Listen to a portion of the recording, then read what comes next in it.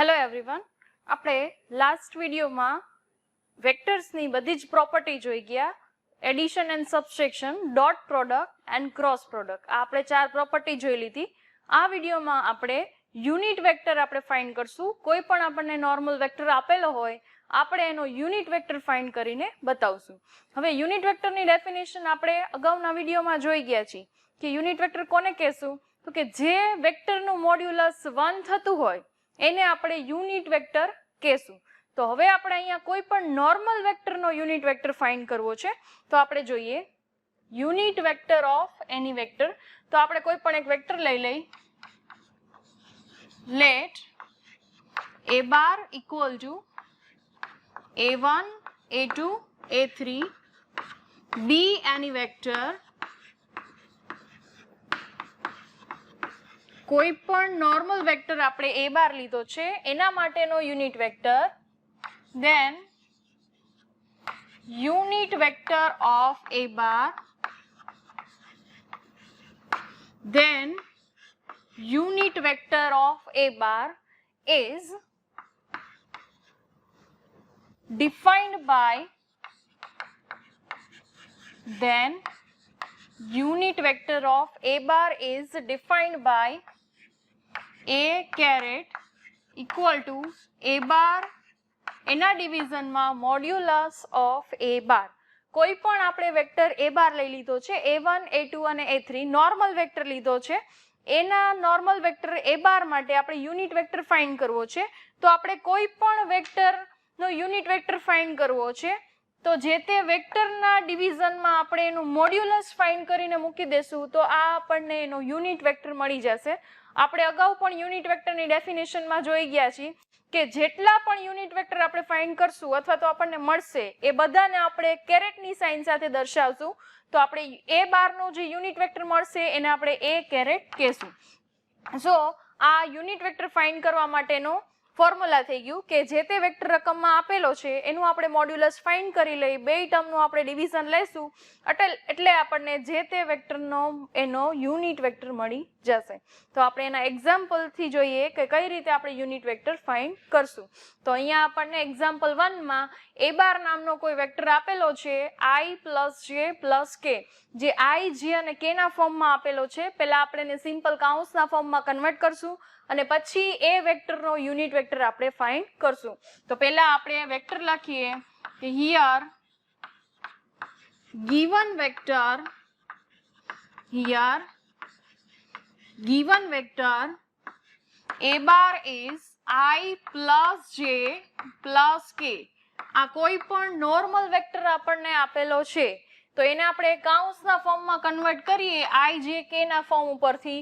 તો i no coefficient આપેલો છે 1, j નો કોએફિશિયન્ટ પણ 1 અને k નો કોએફિશિયન્ટ પણ આપણને 1 આપેલો છે. ત્રણેય ટર્મ આપણને પ્લસ જ આપેલું છે, માઇનસ આપેલું હોય તો આપણે -1 લખી શકાય. તો આપણને a બાર નો નોર્મલ વેક્ટર 1 1 1 આપેલો છે. હવે આપણે a બાર નો યુનિટ વેક્ટર ફાઇન્ડ કરવા માટે બાય ફોર્મ્યુલા આપણે એનું મોડ્યુલસ જોશે. તો મોડ્યુલસ પહેલા આપણે ફાઇન્ડ કરી લઈએ અને પછી યુનિટ વેક્ટરના ફોર્મ્યુલામાં વેક્ટર અને મોડ્યુલસનું ડિવિઝન લેશું એટલે આપણને યુનિટ વેક્ટર મળી જશે. તો આપણે મોડ્યુલસ ફાઇન્ડ કરીએ a બાર વેક્ટરનું. મોડ્યુલસ ઓફ a બાર, આપણને મોડ્યુલસનો ફોર્મ્યુલા પણ ખ્યાલ છે કે જે તે વેક્ટર આપેલું છે એ ટર્મના સ્ક્વેરના એડિશનના રૂટ બરાબર એનું મોડ્યુલસ થાય છે. તો ફર્સ્ટ ટર્મ આપેલું છે 1 1 સ્ક્વેર, સેકન્ડ ટર્મ 1, સો અગેન 1 સ્ક્વેર, થર્ડ ટર્મ પણ 1 છે. બધા જ ટર્મનો સ્ક્વેર, એમનું એડિશન અને એમનું રૂટ એ આપણું મોડ્યુલસનું ફોર્મ્યુલા થશે. તો ફર્સ્ટ ટર્મનો સ્ક્વેર થશે 1 + 1 + 1. સો આપણને a બાર વેક્ટરનું મોડ્યુલસ મળી ગયું છે √3. તો આપણને મોડ્યુલસ મળી ગયું છે, વેક્ટર રકમમાં આપેલો છે, યુનિટ વેક્ટર ફાઇન્ડ કરવો છે. તો વેક્ટર અને એના મોડ્યુલસનું આપણે ડિવિઝન લેશું એટલે આપણને એ ટર્મનો, એ વેક્ટરનો યુનિટ વેક્ટર મળી જશે. તો unit vector of a bar, unit vector of a bar a caret equal to a bar divided by modulus a bar આપણે યુનિટ વેક્ટરનું ફોર્મ્યુલા મૂક્યું છે, એના ઉપરથી આપણે એની વેલ્યુ મૂકી દઈએ. આપણી પાસે a બાર વેક્ટરની વેલ્યુ રકમમાં આપેલી છે 1 1 1 અને એનું મોડ્યુલસ આપણે ફાઇન્ડ કર્યું છે √3. તો આપણે એને ડિવાઈડ કરીએ. √3 વાળા ટર્મને ઉપરના વેક્ટરના બધા જ એલિમેન્ટ સાથે ડિવાઈડ કરશું એટલે આપણને ફાઇનલ યુનિટ વેક્ટર મળશે 1/√3 1/√3 એન્ડ 1/√3. તો આ આપણો a bar vector I + j + k માટેનો યુનિટ વેક્ટર આપણને મળી ગયો. આપણને કોઈ પણ વેક્ટર આપે અને એનો યુનિટ વેક્ટર ફાઇન્ડ કરવાનું કહે તો આપણે જે તે વેક્ટરનું મોડ્યુલસ ફાઇન્ડ કરવાનું થશે. એ વેક્ટર સાથે એનું મોડ્યુલસ ડિવાઈડ કરશું એટલે આપણને ફાઇનલી એનો યુનિટ વેક્ટર મળી જશે. હજી એક આપણે એવો એક્ઝામ્પલ સોલ્વ કરીએ. Example 2, find unit vector of 4i - j. 4i - j એ વેક્ટરનું કોઈ નામ આપેલું નથી. ફર્સ્ટ આપણે એને x બાર નામ આપી દઈએ અને એનો યુનિટ વેક્ટર ફાઇન્ડ કરીએ. તો late the vector x bar equal two 4i - j. આપણને જે વેક્ટર આપેલો છે એનો k પાર્ટ આપેલો નથી તો k નો કોએફિશિયન્ટ આપણે 0 લેશું. તો i, j અને k ના કોએફિશિયન્ટ ઉપરથી આ વેક્ટરને આપણે કૌંસના ફોર્મમાં કન્વર્ટ કરીએ. તો i નો કોએફિશિયન્ટ છે 4, j નો કોએફિશિયન્ટ -1 અને k નો કોએફિશિયન્ટ આપેલો નથી તો k ના કોએફિશિયન્ટ બરાબર આપણે 0 કન્સિડર કરશું. તો આ આપણો ગિવન વેક્ટર x બાર થઈ ગયો. હવે આપણે એનો યુનિટ વેક્ટર ફાઇન્ડ કરવા માટે x બાર નું મોડ્યુલસ પહેલા ફાઇન્ડ કરી લઈએ. તો modulus of x bar equal to મોડ્યુલસના ફોર્મ્યુલા પ્રમાણે first term square, second term square, third term square અને બધાનું under root. So 4 square is 16, -1 square + 1 and 0 square is 0. 16 + 1 √17. તો આપણને x બાર વેક્ટરનું મોડ્યુલસ મળ્યું છે √17.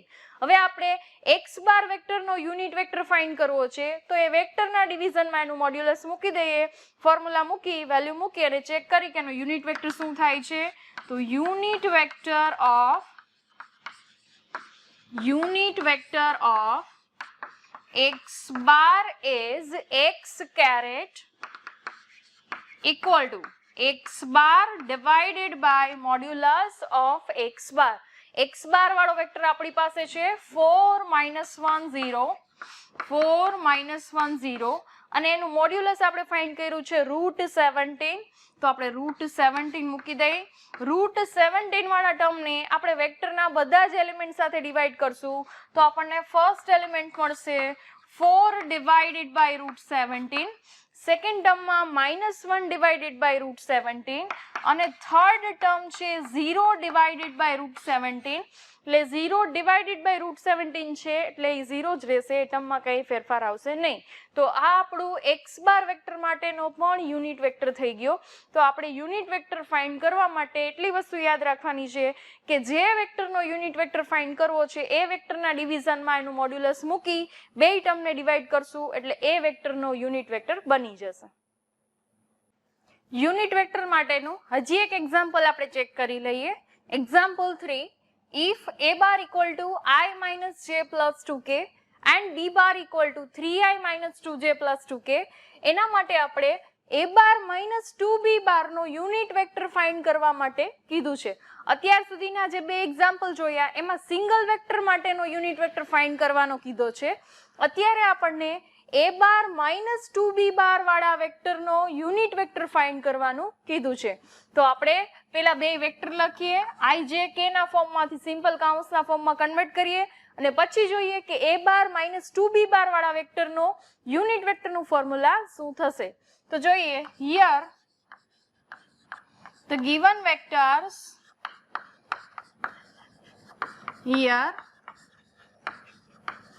the given vectors a bar equal to I minus j plus 2k. I j k ના ફોર્મમાંથી આપણે કૌંસના ફોર્મમાં કન્વર્ટ કરીએ. I નો કોએફિશિયન્ટ થશે 1, j નો કોએફિશિયન્ટ થશે -1 and k નો કોએફિશિયન્ટ થશે +2.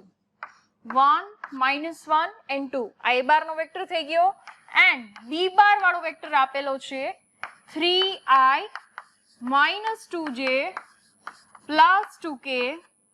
સો i નો કોએફિશિયન્ટ થશે 3, j નો કોએફિશિયન્ટ થશે -2 અને k નો કોએફિશિયન્ટ થશે +2. તો આપણો બી બાર વાળો વેક્ટર બન્યો 3 - 2 and +2. તો આપણા a બાર અને b બાર વાળા બે વેક્ટર થઈ ગયા. હવે આપણે a બાર - 2b બાર ના યુનિટ વેક્ટર ફાઇન્ડ કરવાનો છે. તો a bar - 2b bar, for example આપણે a બાર વાળા વેક્ટરનો યુનિટ વેક્ટર ફાઇન્ડ કરવો છે. તો બાય ફોર્મ્યુલા એને આપણે a કેરેટ સાથે દર્શાવી છીએ. એટલે a બાર નો યુનિટ વેક્ટર ફાઇન્ડ કરવા માટે a બાર વાળા વેક્ટરના ડિવિઝનમાં એનું મોડ્યુલસ મૂકવાનું થાય છે. આ આપણું મેઇન ફોર્મ્યુલા છે. હવે આપણે એને કન્વર્ટ કરશું a બાર - 2b બાર વાળા વેક્ટરમાં. તો હવે આપણે unit vector of a bar - 2b bar માટે ફાઇન્ડ કરવાનો થશે. a બાર માટે હશે તો a caret, a bar - 2b bar માટે છે તો a bar - 2b bar આખાનો caret થશે. હવે જે તે વેક્ટર આવશે a બાર નો વેક્ટર હશે તો a બાર. અત્યારે આપણી પાસે છે a bar - 2b bar, a bar - 2b બાર અને જે વેક્ટરનો યુનિટ વેક્ટર ફાઇન્ડ કરવો છે એ વેક્ટરનું મોડ્યુલસ આવવું જોઈએ. તો અત્યારે આપણે જે વેક્ટર ફાઇન્ડ કરવો છે યુનિટ વેક્ટર એનું મોડ્યુલસ લેવાનું થશે. એને આપણે રિપ્લેસ કરી અને બધી જ જગ્યાએ a bar - 2b bar put કર્યા છે. આ આપણું મેઇન ફોર્મ્યુલા છે. આપણે a બાર - 2b બાર વાળો વેક્ટરનો યુનિટ વેક્ટર ફાઇન્ડ કરવો છે. તો a બાર - 2b બાર વેક્ટરનો કેરેટ ઇક્વલ ટુ જે તે વેક્ટર એના ડિવિઝનમાં એ જ વેક્ટરનું મોડ્યુલસ. તો સૌથી પહેલા આપણે start a bar - 2b bar વાળો વેક્ટર જ ફાઇન્ડ કરવો પડશે. આપણી પાસે a બાર અને b બાર ઇન્ડિવિજ્યુઅલ અલગ અલગ આપેલા છે, પણ a બાર - 2b બારની કમ્બાઇન વેલ્યુ આપેલી નથી. એટલે પહેલા આપણે આ વેક્ટર ફાઇન્ડ કરશું. વેક્ટર મળી જશે પછી આપણે એનું મોડ્યુલસ કરશું અને લાસ્ટ સ્ટેપમાં આપણે બે ટર્મનું ડિવિઝન કરશું. તો આપણે a બાર - 2b બારથી સ્ટાર્ટ કરીએ. નાઉ a bar - 2b bar, first vector a બાર ની વેલ્યુ મૂકીએ. a બાર વેક્ટરની વેલ્યુ 1 -1 2 -2 અને b બાર વેક્ટરની વેલ્યુ પુટ કરીએ 3 -2 and +2. તો આપણે a બાર - 2b બારની વેલ્યુ ફાઇન્ડ કરવા માટે a બાર વેક્ટરની વેલ્યુ મૂકી છે, b બારની વેલ્યુ મૂકી છે. હવે આપણે b બાર વેક્ટર સાથે મલ્ટીપ્લાય 2 છે તો 2 ને પહેલા આપણે બધા ટર્મ સાથે મલ્ટીપ્લાય કરાવી અને પછી આપણે બે વેક્ટરનું સબસ્ટ્રેક્શન લેશું.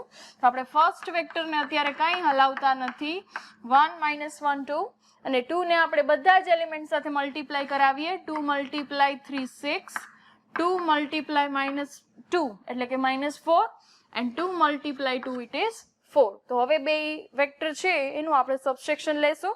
સબસ્ટ્રેક્શન અને એડિશન આપણને ખ્યાલ છે કે એલિમેન્ટ વાઇઝ આપણે લેશું. તો ફર્સ્ટ એલિમેન્ટનું સબસ્ટ્રેક્શન, સેકન્ડ એલિમેન્ટનું સબસ્ટ્રેક્શન અને થર્ડ એલિમેન્ટનું સબસ્ટ્રેક્શન. આપણે એલિમેન્ટ વાઇઝ એડિશન અને સબસ્ટ્રેક્શન લેશું. તો આપણે ફર્સ્ટ એલિમેન્ટ જોઈએ 1 - 6 = -5. આપણે સેકન્ડ ટર્મ જોઈએ -1 -4 +4 -1 so it is +3 અને લાસ્ટ ટર્મમાં આવશે 2 - 4 it is -2. તો આ આપણો a બાર - 2b બાર વાળો વેક્ટર થઈ ગયો. વેક્ટર આપણને મળ્યો a બાર - 2b બાર. હવે આપણે એનું મોડ્યુલસ ફાઇન્ડ કરશું યુનિટ વેક્ટર ફાઇન્ડ કરવા માટે. તો લાવ modulus of a bar - 2b બાર વાળા વેક્ટરનું આપણે મોડ્યુલસ લઈએ. જે વેક્ટર આપણને મળ્યો છે -5 3 અને -2 એનું આપણે મોડ્યુલસ લેશું. તો ઇક્વલ ટુ √ ફર્સ્ટ એલિમેન્ટ છે -5², સેકન્ડ એલિમેન્ટ છે 3, થર્ડ એલિમેન્ટ છે -2 એટલે કે ત્રણેય એલિમેન્ટનો સ્ક્વેર, એમનું એડિશન અને આખા ટર્મનું સ્ક્વેર રૂટ એટલે આપણે જે તે વેક્ટરનું મોડ્યુલસ ફાઇન્ડ થઈ જશે. તો આપણે -5 નો સ્ક્વેર લઈ લઈએ 25, 3² 9, -2² 4 અને બધા જ ટર્મનું આપણે એડિશન લઈએ 25 plus 9 34 34 plus 4 it is 38 so answer આવશે √38 આ આપણને આન્સર મળ્યો જે તે વેક્ટર મળ્યો એમનું મોડ્યુલસ મળ્યું હવે આપણે a બાર માઇનસ 2b બારનો યુનિટ વેક્ટર ફાઇન્ડ કરવો છે એનું ફોર્મ્યુલા આપણે પહેલા જ બનાવી લીધું છે હવે આપણે વેલ્યુ પુટ કરશું અને ફાઇનલ વેક્ટર ફાઇન્ડ કરશું તો આપણે લઈએ કે યુનિટ